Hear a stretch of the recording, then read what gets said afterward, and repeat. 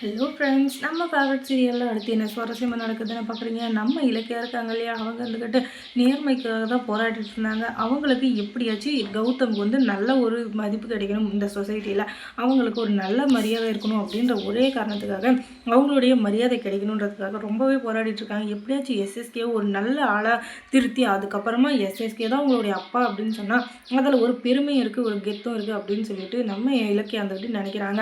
ஆனால் அதை அவர் திருந்தினாலும் ஏற்றுப்பாரா நம்ம கௌதம் அப்படின்னு சொல்லிட்டு பார்த்தீங்கன்னா அது டவுட்டு தான். ஏன்னா கௌதமை பார்த்தாலே எஸ்எஸ்கேவும் ஆகாது, அதே மாதிரி எஸ்எஸ்கேவுக்கும் கௌதமை பார்த்தா சுத்தமாக பிடிக்காது. அதனால் கண்டிப்பாக இவங்க 2 பேருக்கும் செட்டே ஆகாது அப்படின்னு சொல்லிட்டு எல்லாருக்குமே தெரியும். ஆனால் விதி அப்படின்ற ஒன்று நல்லதாக இருந்தால் அவங்களுக்கு கண்டிப்பாக அவங்க பக்கம் இருந்தால் அவங்க 2 பேரும் ஒன்று சேருவாங்க. அது மூலிமா நிறைய பேருக்கு நல்லது நடக்குது அப்படின்னா கண்டிப்பாக அவங்க சேர்றது நல்லது தான். அப்படி இருக்கிற சூழ்நிலையில் இப்போ இந்த எஸ்எஸ்கே இருந்துக்கிட்டு மறுபடியும் இன்னொரு கேடி வேலை கில்லாடி வேலை பண்ணிவிட்டு இன்னமும் அந்த கௌதமுக்கு பிடிக்காத ஆள் லிஸ்ட்டில் அந்த இருக்கு இல்லையா, அந்த பிடிக்காத ஒரு இதில் அதில் மறுபடியும் பெரிய இதுக்கு பிடிச்சிடுறாரு. இனிமேலும் கௌதம் மனசில் இடம் பிடிக்கிறது அப்படின்றது நடக்காத ஒன்று தான். அப்படி இருக்கிற சூழ்நிலையில் இந்த தாட்சாயணி எடுத்துக்கிட்டு எஸ்எஸ்கே நீங்கள் எதுக்கும் கவலைப்படாதீங்க, நான் ஜாமீனுக்கு ரெடி பண்ணிட்டேன், அந்த ஜாமீனில் நீங்கள் வெளியில் வரலனாலும் இந்த கௌதமே உங்கள் மேலே இருக்க கேஸை வெளியே வாங்குவான். அதுக்கப்புறமா நீங்கள் நிம்மதியாக வெளியே வர போகிறீங்க. அப்புறம் என்ன, எந்த கவலையும் இல்லை, ஜாலியாக நம்ம 2 பேரும் மறுபடியும் பழையபடி பிஸ்னஸ்லாம் பார்த்துக்கிட்டு சந்தோஷமாக இருக்க போகிறோம். அது நடக்க தான் போகுது, நீங்கள் எதுக்குமே கவலைப்படாதீங்க அப்படின்னு சொல்லிட்டு இங்கே வந்துட்டு சொல்கிறாரு. அதுக்கப்புறமா இந்த இலக்கியா என்ன பண்ணுறதுன்னு தெரியாமல் மறுபடியும் வக்கீலை தேடி போகிறாங்க. எங்கே போகிறாங்க வக்கீல்னு தெரியலையே, வக்கீலுக்கு என்னாச்சு புரியலையே.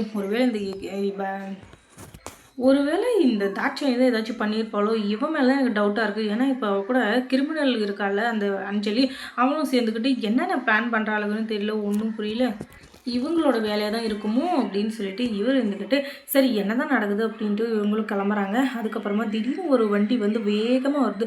அதுக்கப்புறம் அந்த வண்டியில் தூக்கி போட்டு இலக்கியாவை போயிடுறாங்க. அதுக்கப்புறம் ஒரு இடத்துல போய் அடைச்சி வச்சுருக்காங்க.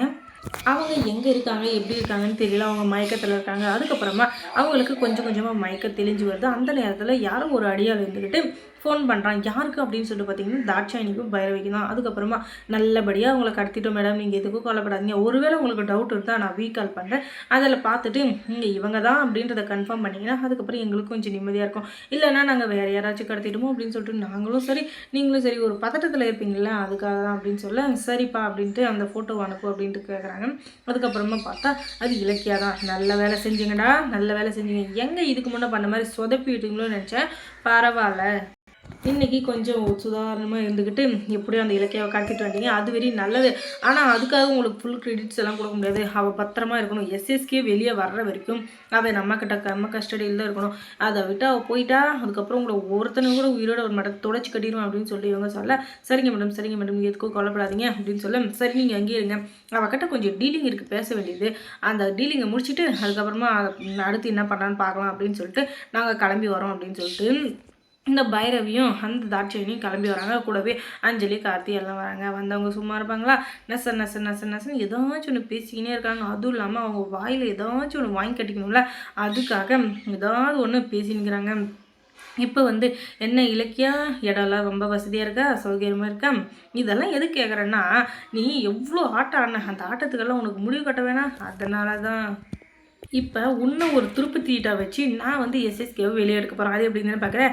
இப்போ உன் புருஷனுக்கு ஃபோன் பண்ண போகிறேன். அவன் ஃபோன் பண்ணோடனே கத்தி கதறி அழுதுகிட்டு எப்படியாச்சும் போய் கேஸை வாபஸ் வாங்கிடுவான். அதுக்கப்புறம் என்ன, எஸ்எஸ்கே எப்படி ஜாலியாக வெளியே வர போகிறான். அதுக்கப்புறம் நீ உயிரோட ஒன்று விட்டுருவேன்னு நினச்சியா, கண்டிப்பாக விட மாட்டேன் இல்லையா, கண்டிப்பாக விட மாட்டேன் அப்படின்னு சொல்லிட்டு இவள் பிளாக்மெயில் பண்ணிவிட்டு அதுக்கப்புறமா அந்த கௌதமுக்கு ஃபோன் பண்ணுறான். அதுக்கப்புறமா கௌதம் ஃபோனை எடுத்தோடனே யார் நீ எதுக்காக எனக்கு பண்ணியிருக்க அப்படின்னு சொன்னதும் அதுவா இலக்கியம் ரொம்ப நேரமாக இருந்திருக்க மாட்டான் வீட்டில், நீ அவளை கண்டுக்கல போறியே, அதனால தான் உனக்கு ஞாபகப்படுத்தலான்னு நான் ஃபோன் பண்ணேன் அப்படின்னு சொல்ல யார் நீ எதுக்காக என்கிட்ட அதெல்லாம் சொல்லிட்டு இருக்க அப்படின்னு கேட்க என்னப்பா நீ இப்படிலாம் பேசிட்டு இருக்க, உன் பொண்டாட்டியை கடத்தி வச்சிருக்கிறதே நான் தான், அப்போ நீ என்ன போய் எதுக்காக எனக்கு ஃபோன் பண்ணுறேன்னா வேற ஆளுக்கு பண்ண முடியும், உனக்கு உன் பொண்டாட்டி காணாமல் போயிட்டானா உனக்கு தான் ஃபோன் பண்ண முடியும், வேற யாருக்கு பண்ண முடியும், என்னப்பா கொஞ்சம் கூட மூளை இல்லாமல் பேசுகிற, இதெல்லாம் வச்சுக்கிட்டு நீ எப்படி தான் அந்த இவ்வளோ பெரிய கௌதம் என்டர்பிரைசஸ் நடத்துறையோ தெரியல, பிஸ்னஸ் எல்லாம் பண்ணுறது எனக்கு ஒரே ஆச்சரியமாக இருக்கப்போ அப்படின்னு சொல்லிட்டு சொல்ல உன்னை கொண்டு ஒழுங்கு மரியாதையே சொல்லணும், என் பொண்டாட்டியை விட்டுரு. இதுக்கு மேலே ஏதாச்சும் ஓவரா பேசிட்டு தான் உன்னை உயிரோடே விட மாட்டேன்.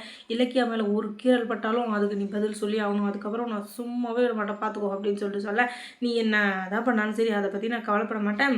நீ வந்து எஸ்எஸ்கே மேலே கொடுத்துருக்க கேஸை வாபஸ் வாங்கினா மட்டும்தான் இலக்கியாவை விடுவேன். இல்லைன்னு வச்சுக்கோ, அந்த இலக்கியா உயிர் போகிறது யாராலையும் தடுக்கவே முடியாது.